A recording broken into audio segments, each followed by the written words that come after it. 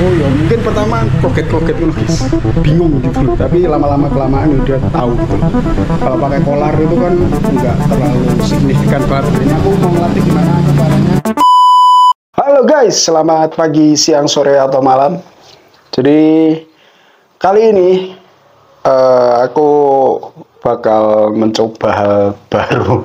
Yoga hal baru sih, video baru gitu. Hari ini tidak ada preptilan karena ini video pertama aku melatih si papis corgi guys. Jadi hari ini aku mau sharing tentang melatih papis corgi khususnya. Mungkin bisa dipakai metodenya di semua anjing gitu. Jadi how start melatih corgi. Jadi biasanya kalau aku pagi kayak gini itu aku dari kandang biasanya aku tak lepasin dulu si corginya biar dia lari-larian dulu, terus main-mainan dulu, terus pup dulu, pipis dulu. Jadi waktu latihan nggak ke-trigger apapun gitu loh ya, meskipun kalau usia-usia papis itu ke-trigger itu hal biasa gitu, tapi kita usahakan untuk seminimalisir semini mungkin buat dia untuk ke-trigger gitu loh, bagi kalau usia papis gitu. Jadi papisnya udah ada di sini guys. Nah dia biasanya lari sampai ke depan, terus belok ke kiri, lari-lari di sana, lari ke sini lagi, ke sini ini. Nah kalau aku pas latihan biasanya kucing-kucingku tak kandangin dulu guys, biar nggak men-trigger, karena dia itu si papisnya ini tuh seneng banget kalau kejar-kejaran sama kucing guys. Kucingnya ada di sini. Jadi memang sengaja tak kandangin dulu kalau waktu aku mau ngelatih si papisnya gitu. Jadi pagi hari how start your day with papis baru gitu ya, lepasin dia dulu gitu loh. Nanti setelah ya dia pup, dia pipis, main sekitar 10 atau 15 menitan baru aku latih gitu guys. Sekarang kita mau ke depan dulu buat lihat situasi di depan kayak gimana gitu guys. Nah, dia jalan di sana nih. Nah buat pelatihan biasanya aku ada dua tempat, ada di depan sini, di depan rumah, sama di belakang rumah. Kalau materi baru biasanya aku taruh belakang rumah karena dia benar-benar bisa fokus dulu. Setelah itu baru tak latih ke depan rumah guys, yang banyak noise-nya, biar dia terbiasa dengan suara-suara yang ada di sekeliling dia gitu guys. Jadi dia tahu kapan harus memposisikan dirinya waktu entah itu aku panggil, entah itu aku training. Jadi dia harus sudah siap gitu loh. Jadi mungkin di video pertama ini aku akan melatih fokus dia dulu guys. Sebetulnya kemarin-kemarin udah tak latih, cuma ini pengulangan aja caraku melatih dia fokus sama suaraku, sama kontakku, atau dengan segi penglihatan gitu loh. Karena melatih anjing itu ternyata setelah aku tahu guys, banyak banget metodenya gitu loh. Metode positive reinforcement aja banyak banget. Jadi pelatihan dengan metode positif gitu loh, itu aja banyak metodenya. Yang negatif tambah banyak gitu guys, dan semuanya ada konsekuensinya gitu loh. Nah ini aku kebetulan kemarin mencoba untuk positive reinforcement, tapi tak modifikasi sedikit, tak gabung sama yang negatifnya juga tak gebuki gitu ya guys. Jadi sekedar aku handle listnya gitu loh, aku pegang listnya itu buat handle dia sesuai dengan apa yang aku mau apa tidak gitu guys. Jadi usia segini emang harusnya usia papis itu udah mulai diajarin pakai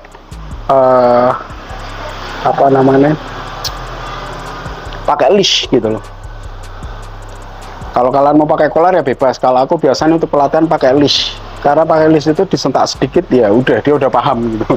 Oh ya mungkin pertama koget-koget gitu guys, bingung gitu loh. Tapi lama-lama kelamaan ya dia tahu gitu loh. Kalau pakai kolar itu kan nggak terlalu signifikan banget. Nah ini aku mau ngelatih gimana aku caranya ngelatih fokusnya dia ke aku guys. Jadi yang pertama tak siapin tuh biasanya ada apa namanya, snacknya dia. Ini buat treat ya, aku nggak pakai sosis, nggak apa kalian pakai sosis terserah. Kalau aku biasanya pakai snacknya dia buat treat gitu, taruh satu-satu. Nah ini coba kita taruh di sini guys. Oke.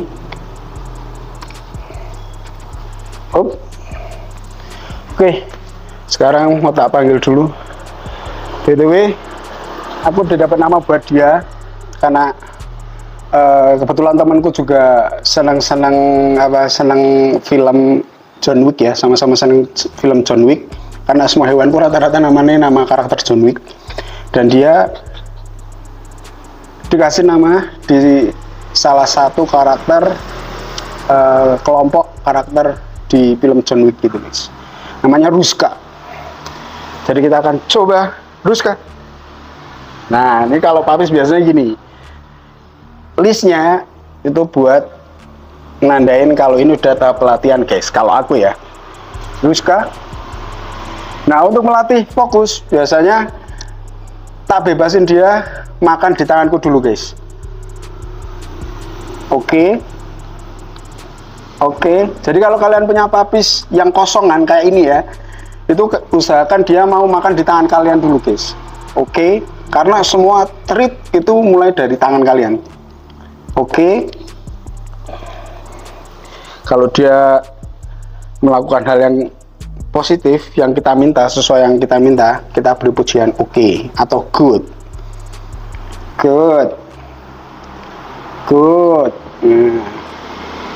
Yang penting dia mau makan di tangan kalian dulu. Good. Sambil lantang kayak gini. Good. Kalau dia lari-larian nggak apa-apa, nanti panggil lagi ya, karena papis guys. Good. Oke. Good.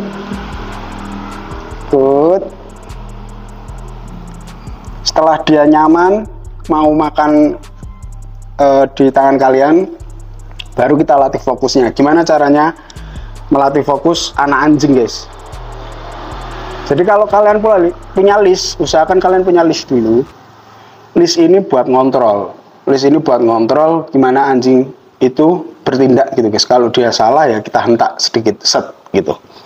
Jadi pertama, taruh treat di tangan kalian, terus arahkan ke kepalanya si papis, terus arahkan ke mata kalian biar eye contact.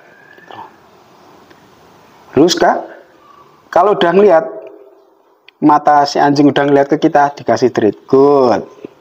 Ini buat ngelatih fokus tahap awal guys. Diulangi terus.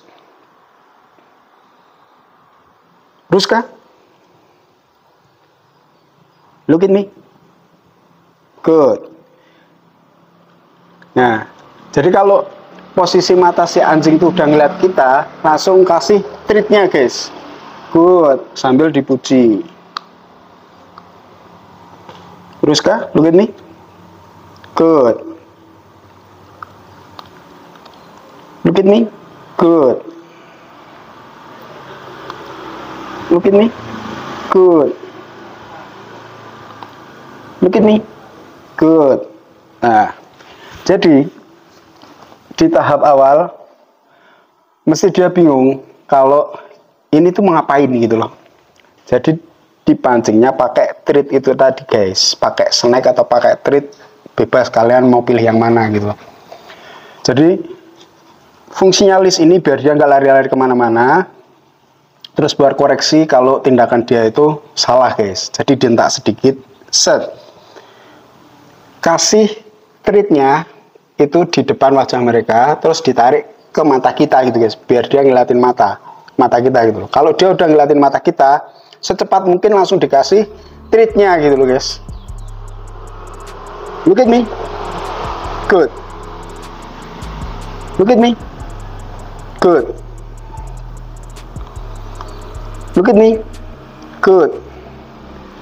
tahap awal secepat mungkin nggak apa-apa guys. Jadi jangan sampai kehilangan momen. Dia udah ngeliat kita nggak buru-buruan ngasih, terus dia udah terlanjur berpaling ke yang lain, itu nanti nggak berguna sama sekali guys. Itu nanti nggak worth it gitu loh. Dia nggak tahu, oh setelah aku dipanggil tuh harus ngapain gitu. Setelah aku dikasih kode ini tuh aku harus ngapain. Dia nanti nggak bakal paham guys. Misal kita waktu ngasih treat di depan wajah dia gitu, terus dia udah ngeliatin kita nih, kita udah tarik ke mata kita dan dia udah ngeliat mata kita, terus dia buru-buru nengok dan kita belum ngasih treat, dan itu jangan dilanjutkan langsung dikasih treatnya, jangan diulang lagi. Jadi sebisa mungkin waktu dia benar-benar lihat mata kita langsung buru-buru dikasih. Itu dalam tahap awal. Nanti kalau udah berjalan sebulan misal, itu nanti bisa pakai jeda, pakai waktu, pakai delay gitu loh. Jadi waktu dia ngeliatin mata kita, itu kita bisa nunggu dulu beberapa detik, misal 10 detik, baru kita kasih. Nah itu dia udah fokus gitu loh, udah tahu, oh gitu. Oke, sit, look at me. Oke, nah ini kan udah agak lama nih, sekitar 5 detikan baru aku kasih ya. Karena kemarin udah aku latih duluan guys, dilatih duluan waktu awal-awal juga gitu. Secepat mungkin waktu dia udah bisa lihat ke mata kita, langsung aku kasih treat kayak gitu. Terus kah, look at me, good. Nah ini tadi kan nengok kan, nggak jadi tak kasih nih. Udah dia ke trigger, nengok nggak jadi tak kasih. Padahal tadi udah lihat mataku, udah mau tak kasih gini, tapi dia nengok nggak jadi tak kasih. Jadi diulangi dari awal. Terus kah, look at me, 1, 2, 3, 4, 5, good. Nah, jadi benar-benar dia fokus baru dikasih, fokus baru. Kalau dia nengok dan kita belum ngasih, jangan dikasih guys. Jadi dibatalin, diulang dari awal. Jadi treatnya dikasih di wajahnya dia dulu, dia arahkan ke kita, dia mau lihat kita baru dikasih lagi. Kalau dia nengok, jangan jadi dikasih, karena itu pondasi pertama buat kepatuhan guys. Kalau dia nggak mau respect sama kita, yo nanti takutnya dia waktu usia-usia remaja atau usia-usia dewasa ya, yang bosnya bukan kita, malah dia gitu loh. Oke, good. Look at me. 1, 2, 3, 4, 5, good. Nah, ini udah mau tak jeda 5 detik guys. Nggak tahu kalau 10 detik mau atau enggak. Oke, sit. Udah mau sit kan. Look at me. 1, 2, 3, 4, 5, good. Nanti kalau kalian udah bisa kayak gini, lancar gitu ya, maksudnya dia benar-benar bisa eye contact sama kalian atau fokus mata sama kalian, habis itu baru ditambahin perintah-perintah baru guys. Perintah baru itu jangan buru-buru gitu loh. Kalau kalian buru-buru, bingung, dianya bingung. Karena anjing itu kan sebetulnya karena kebiasaan ya, kebiasaan. Jadi kalau kalian melatihnya tuh terlalu cepat di usia-usia yang seperti ini gitu loh. Misal hari pertama kalian kasih latihan sit gitu, latihan duduk, terus besoknya udah kalian kasih latihan lagi dan tidak mengulangi latihan yang hari pertama, itu dia lupa. Karena basicnya anjing itu kebiasaan gitu guys. Jadi nggak bisa buru-buru kalau buat ngelatih anjing gitu. Entah secerdas apapun itu. Corgi ini adalah satu anjing herding ya. Salah satu anjing herding atau anjing penggembala yang cerdas. Tapi fun fact ya, Corgi ini ternyata ada tendensi buat dia pengen jadi leadernya, atau dia pengen jadi pemimpinnya gitu loh. Jadi yang mimpin atau yang jadi leader bukan kita, tapi dianya. Dan itu udah jadi hal umum sama pemilik corgi yang ngupas sampai dalam-dalam ya, bukan hanya sekedar pelihara ya. Kalau orang yang sekedar pelihara mungkin anjingnya ribet kayak gini. Karena mungkin si owner belum tahu memenuhi kebutuhan si corgi tersebut, guys. Karena si corgi ini meskipun kecil-kecil, dia tuh salah satu anjing herding atau anjing penggembala gitu, guys. Jadi cara treatmentnya kurang lebih sama kayak kita ngelatih anjing penggembala yang lain, ras yang lain kayak herder, terus mungkin Malinois. Jadi ketaatannya benar-benar harus dilatih gitu, guys. Bukan berarti dia ya mungkin bisa ya dilatih gigit-gigitan gitu, bisa. Cuma dia tingkat kepatuhannya memang dari kitanya harus lebih kuat daripada si corgi tersebut, guys. Karena ya itu tadi, karena temperamennya itu nggak bisa ditebak. Jadi dia tuh seakan-akan ingin menguji apakah kita itu sebagai leader apakah bisa tumbang atau tidak gitu loh dengan agresi mereka gitu loh. Apakah kita bisa lebih alfa dari dia atau enggak gitu loh. Jadi bagaimana caranya kita ngelatih corgi ini biar dia tuh respect sama kita as a leader ya, bukan karena dia takut sama kita karena disiksa, itu enggak. Jadi kita sebisa mungkin bikin anjing ini respect sama kita gitu, guys. Sebetulnya anjingnya tuh nurut, guys, cepet banget kalau dilatih. Jujur, aku ngelatih si siapa namanya corgi kemarin itu nggak expect ya sama sama kelakuannya gitu loh. Kalau dibandingkan anjing-anjingku yang lain gitu yang dulu pernah tak pelihara, dia tuh termasuk golongan cerdas, cepet banget kalau diajarin. Cuma ya itu, kita harus konsisten ngajari dia gitu, guys. Jadi mungkin kebiasaan setiap paginya dia harus dilepas dulu ya, kayak gitu dia harus dilepas dulu, kalau enggak dia bakal berontak gitu loh. Atau enggak kita setiap pagi ngajak main dulu baru latihan, lah itu harus melalui fase itu dulu, guys. Jadi pagi setiap harinya kita harus main dulu baru ngajak dia latihan gitu, kalau enggak dia bingung dan berontak kalau kita berubah-berubah jadwal gitu, guys. Sekali lagi anjing itu kebiasaan gitu, makanya dia bisa ingat terus gitu. Terus sebetulnya semua anjing, ras anjing itu bisa dilatih tergantung ownernya atau kitanya gitu, guys.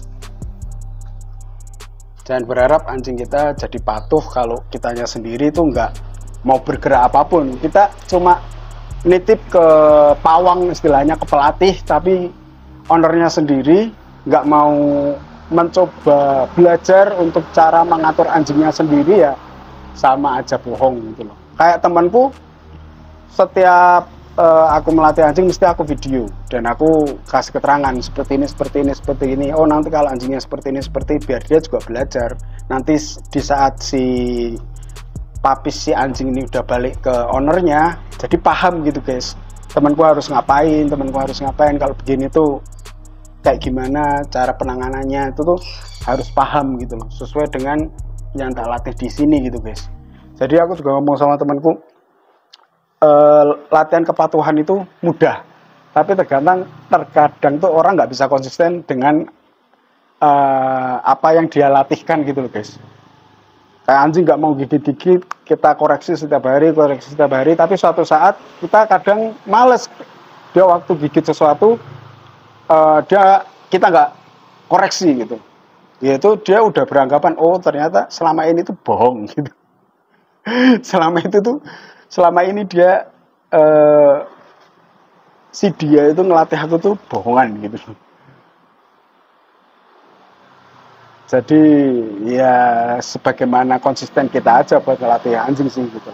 Jadi buat kalian yang mau melatih corgi, selama aku ngelatih corgi ini ya, kalian mau pelihara corgi, pikir-pikir dulu, bukan karena dia wajahnya yang lucu dan lain sebagainya. Ingat, corgi itulah salah satu anjing herding, salah satu anjing yang buat gembala, dan cara pelatihan ketaatannya tuh seketat kita melatih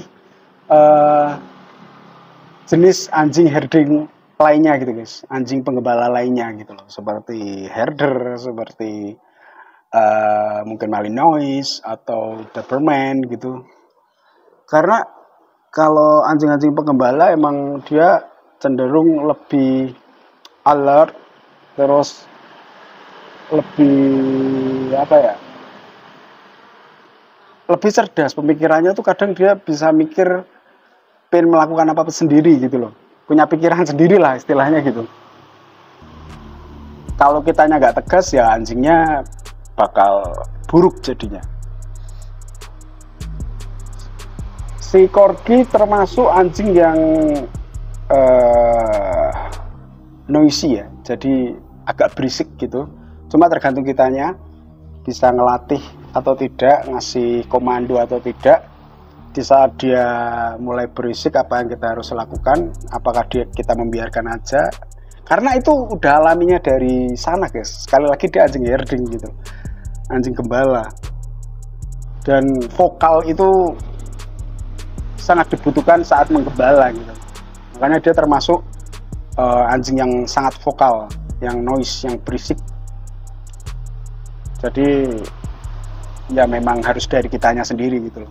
Jadi orang banyak tuh yang kewalahan melihara Corgi karena ya kaget dengan ekspektasinya dia gitu.